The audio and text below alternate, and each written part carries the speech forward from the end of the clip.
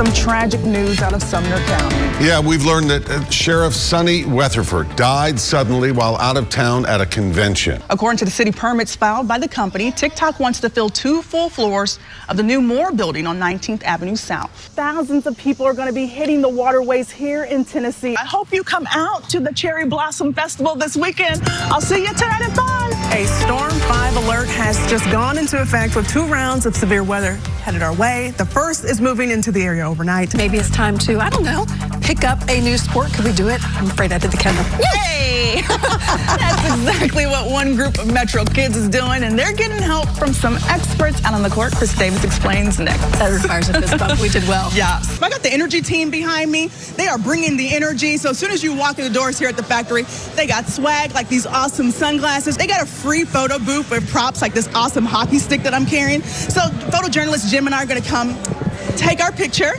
Hey, Nikki G and Ben, I'm so used to hanging out with you guys at 9 a.m., but I appreciate hanging out with you at 9 p.m. Who lives in a pineapple under the sea? SpongeBob SquarePants. I can't believe we just did that. We are here at H.G. Hill Food Stores in Pleasant View, following up on an economic sore spot. There are about a dozen new Democrats who are trying to flip these seats blue here. A historic announcement adding to an already unprecedented election season. This comes less than 2 weeks after Dr. Joseph Webb made the surprise announcement that he was stepping down from the job. We are going on now 2 weeks and still no sighting of 15-year-old Sebastian Rogers.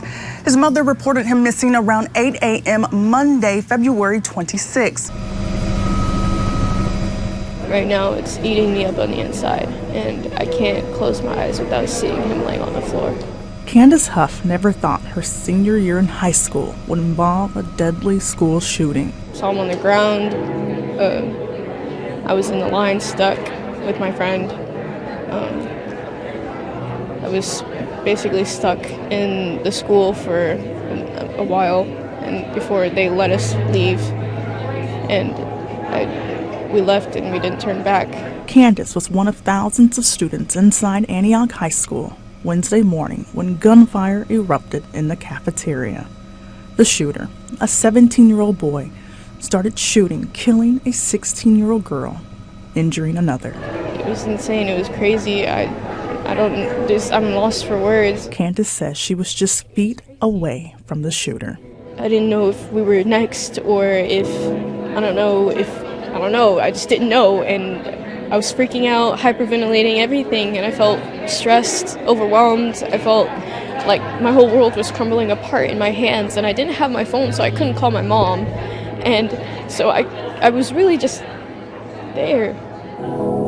God, comfort families.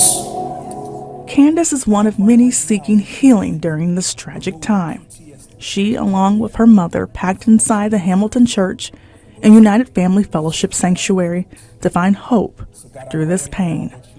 The vigil was a chance for the Nashville community to unite and lift the Antioch High School students, staff, and parents in prayer. Thankfully, Candace wasn't physically harmed, but the emotional scars will take time to heal. Stay safe. Look out for yourself and for others too. But if you can't, then do it for yourself. If anything, do it for yourself and your family. In Antioch, Kelsey Gibbs, News Channel 5. But I think what probably is woven through the most is that there is not enough time or enough words to share truly with the world who Alyssa was. Alyssa Lockett had many gifts and accolades. She held a Ph.D. in neuroscience and could speak more than 4 languages. But her brother, Brandon Lockett, says to her family, her goodness and her grace were her biggest achievements. She was a daughter, a sister, an aunt, a friend, and an advocate for those around her. She was a champion for people who needed a champion. And the world was certainly a worse place without her. A young woman who had the brains, but led with her heart. You could never explain Alyssa. You had to see it. But sadly, at 34, Alyssa's life was cut short.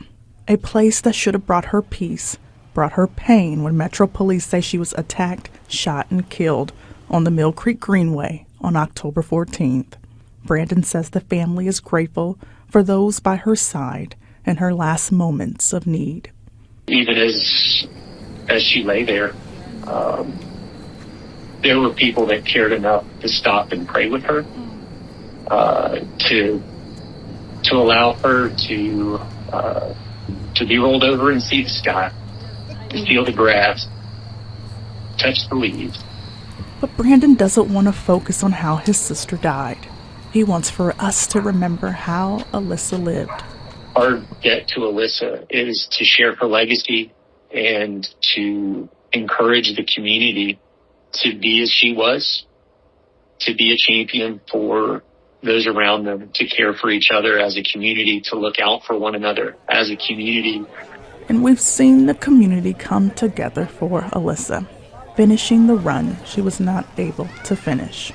She was a tireless champion for people, and will continue to carry that banner forward in her name and encourage people to be a better community and to continue to grow in our support for one another and just awareness of one another. But the race is not over. The family believes the best way to honor Alyssa is to live, love, and give like Alyssa. We want to encourage people to be like that. We want to encourage people to be like Alyssa. Because how Alyssa died is not how her story ends. Her legacy will live on. We will see to that. In Nashville, Kelsey Gibbs, News Channel 5.